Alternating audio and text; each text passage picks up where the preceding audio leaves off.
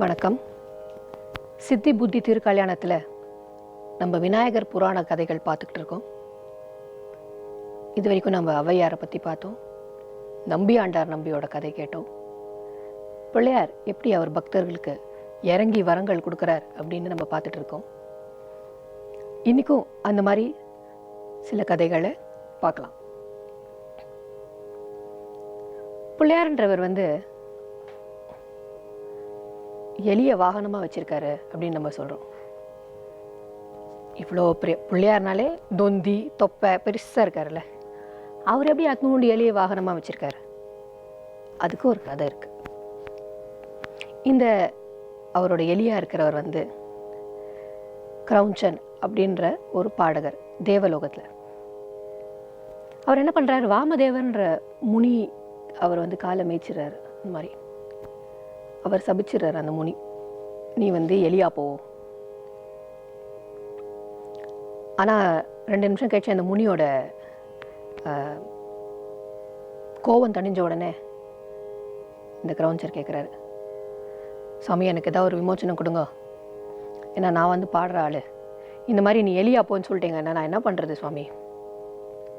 கவலைப்படாத, ஒரு டைம் வரும், எல்லோரும் உன்னை வணங்கி உங்ககிட்ட எல்லாருமே வணங்கி உங்ககிட்ட ஆசீர்வாதம் வாங்கிப்பாங்க. அதுலேருந்து இந்த கிரௌஞ்சர் எலியாவே தான் இருக்கா, எலியிலேருந்து விமோச்சனம் கொடுக்கல. அப்போ பராசரர் அப்படின்னு ஒரு முனிவர் இருக்கார். பராசர முனிவரோட ஆசிரமத்துக்கு நம்மளோட பிள்ளையார் வராரு.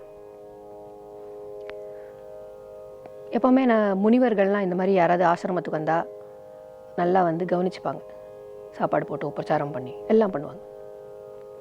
பிள்ளையார் அங்கே பார்த்தா ஒரே அந்த ஆசிரமத்தையே கச்ச கச்ச கச்சான்னு பண்ணி வச்சுருக்க. இந்த எலி ஒரு வீட்டுக்குள்ளே வந்தால் எப்படி இருக்கும் வீடுன்னு நினச்சி பாருங்கள். அந்த மாதிரி அந்த ஆசிரமம் இது பெருசாக இருக்கும். வேறு இந்த எலி இது குட்டி, நம்ம வீட்டில் இருக்கிற மூஞ்சோர் மாதிரி கிடையாது. அந்த மாதிரி கலாட்டா பண்ணிட்டு இருக்கு அந்த இடத்துல. ஸோ பிள்ளையார் என்ன சொன்னார், இருங்க ஃபஸ்ட்டு இந்த எலிக்கு ஒரு முற்றுப்புள்ளி வச்சுட்டு அப்புறம் நான் உங்களை பார்க்குறேன் முனிவரே அப்படி சொல்கிறார். அப்போது இந்த அவர்கிட்ட பாசம் அப்படி அந்த ஒரு பாசம்ன்றது அவரோட ஆயுதம், கயிறு மாதிரி. அதை போட்டு அந்த எலியை வென்றுடுறாரு. அதுக்கப்புறம் அவர் கேட்குறாரு, சுவாமி எனக்கு விமோச்சனம் தாங்க, நீங்கள் மட்டும்தான் தர முடியும் அப்படின்னு பிள்ளையார்கிட்ட கேட்குறாரு. ஸோ பிள்ளையார் அவருக்கு அருள் புரியறதுக்கு என்ன பண்ணுறாருன்னா, நான் உன்னைய வாகனமாக வச்சுக்கிறேன் அப்படின்னு. அப்படி தான் இந்த எலி அவர் மூஞ்சோர் பிள்ளையார வாகனம். அப்போ அவர் சொல்கிறார், ரொம்ப கனமாக இருக்கேன் எங்கள் சுவாமி, என்னால் தாங்க முடியல, ஏன்னா பெருசாக இருக்கார்ல, கவலைப்படாதப்பா, உனக்காக நான் என்னோடய இதை குறைச்சிக்கிறேன், உனக்கு நான் தெரிய மாட்டேன் கனமா அப்படின்னு சொல்கிறார். இதுக்கு இன்னொரு விதமாகவும் இதை பார்க்கலாம். அந்த காலத்தில் எல்லாருமே பயிரிட்டு தான் வேலை செஞ்சாங்க, விவசாயம் தான் பண்ணாங்க. ஸோ இந்த மாதிரி விவசாயத்துக்கு பெரிய எதிரி எலி. அந்த எலியை ஏன்னா அது பயிரெல்லாம் நாசம் பண்ணிடும். அது தனக்கு வேணுன்றதுக்காக சாப்பிட்றதில்ல, அது சும்மா கடிச்சு தூக்கி போட்டுரும். அந்த மாதிரி ஒரு குணம் இருக்கிற ஒரு ஜீவன். அந்த மாதிரி ஒரு ஜீவனை இவர் தன்னை கட்டுக்குள்ளே வச்சுருக்காரு அப்படின்னா, இவர் வேண்டின்றா அந்த ஜீவன் நம்மளை படுத்தாது அப்படின்ற ஒரு ஐதீகமும் உண்டு. இந்த பிள்ளையார் இந்த மாதிரி விஷயம்லாம் மட்டும் பண்ணாரா? கிடையாது, மற்ற கடவுளுக்கும் நிறையா ஹெல்ப் பண்ணார். உதாரணத்துக்கு அவரோட தம்பிக்கு கல்யாணத்துக்கு அவர் தான் ஹெல்ப் பண்ணார். அதை பெரிய முருக பக்தரான அருணகிரிநாதர் அவரோட திருப்புகழில் சொல்லியிருக்கார். அருணகிரிநாதரை பற்றி நம்மளுக்கு பெரிய கதை தெரியுது. அவர் திருவண்ணாமலையில் இருந்தவர், பெரிய குடும்பத்தில் வாழ்ந்தவர். ஒரு வாட்டி அவர் எல்லாரும் ஏளனை பண்ணுறான்னு சொல்லிட்டு தன் உயிரை கொடுக்க போகிறார் மலையிலேருந்து. அப்போது முருகன், சாக்ஷாத் முருகன் அவரை தடுத்தாட்கொண்டார். அதனால அதுக்கப்புறத்துலேருந்து அவர் முருகன் பாட்டாக பாடி, அதுதான் நம்மக்கிட்ட இருக்கிற திருப்புகழ். அந்த திருப்புகழில் ஒன்று பிள்ளையார் மேலேயும் இருக்குது. எப்போவுமே எந்த பாடகராக இருக்கட்டும், எந்த எழுத்தாளராக இருக்கட்டும், யாரை வேணா இருக்கட்டும், பிள்ளையாரை வணங்காமல் தன்னோட பிடிச்ச இஷ்ட தெய்வத்தை எழுத முடியாது. ஏன்னா நம்மளோட வாழ்க்கையில் தடைகளை நீக்கி எல்லாத்தையும் நல்லதாக கொடுக்குறவர் பிள்ளையார். ஸோ அந்த திருப்புகழில் ஒரு 4 லைன் கேட்போம்.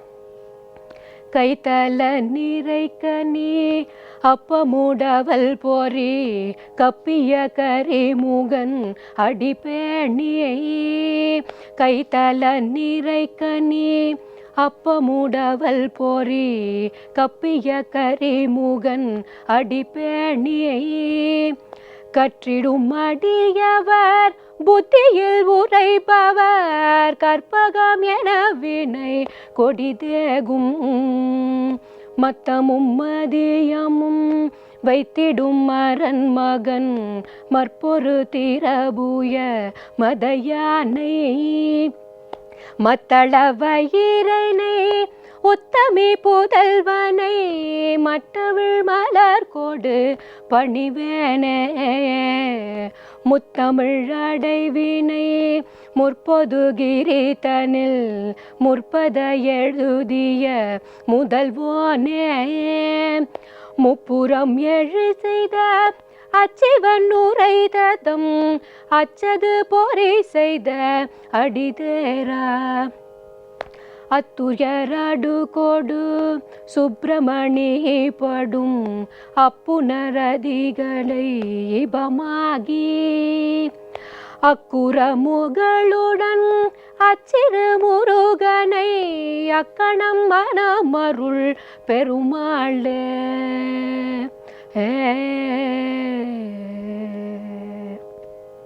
இந்த திருப்புகழில் பிள்ளையாருக்கு என்னெல்லாம் நல்லதுன்னு சொல்லியிருக்காரு. எப்படி அப்பம் அவல் பொரி வச்சு சாப்பிட்றாரு, எப்படி அவர் முத்தமிழுக்கு அவர் தான் முதல்வர் அப்படின்னு சொல்லியிருக்காரு.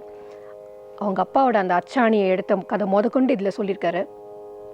எப்படி தன் தம்பிக்கு எப்படி கடைசியாக முடிச்சிருக்காரு, எவ்வளோ சந்தோஷமான ஒரு விஷயத்த சொல்லி தன் தம்பிக்கு கல்யாணம் பண்ணுறதுக்கு குறமகள் வள்ளி எப்படி அந்த கல்யாணத்தை பண்ணி வச்சாரு அப்படின்னு புகழ்ந்து இந்த திருப்புகழை அருணகிரிநாத சுவாமி பாடியிருக்கார். இந்த மாதிரி ஒரு கடவுள் நம்ம எல்லாருமே ரொம்ப கொடுத்து வச்சுருக்கோம். நம்மக்கிட்ட இந்த மாதிரி ஒரு கடவுள் இருக்கார். ஏன்னா கேட்டதை கொடுக்குறாருல, பெருசாக எதுவும் செலவில்லை. அவள் எது வேணால் கொடுக்கலாம். ஒரு சந்தோஷமாக நம்மளுக்கு கொடுக்குறவர் ஒருத்தர் இருந்தால் எவ்வளோ பெரிய விஷயம். இன்றைக்கி சித்தி புதி திருக்கல்யாணத்தை இதோடு முடிச்சுக்கிறேன்.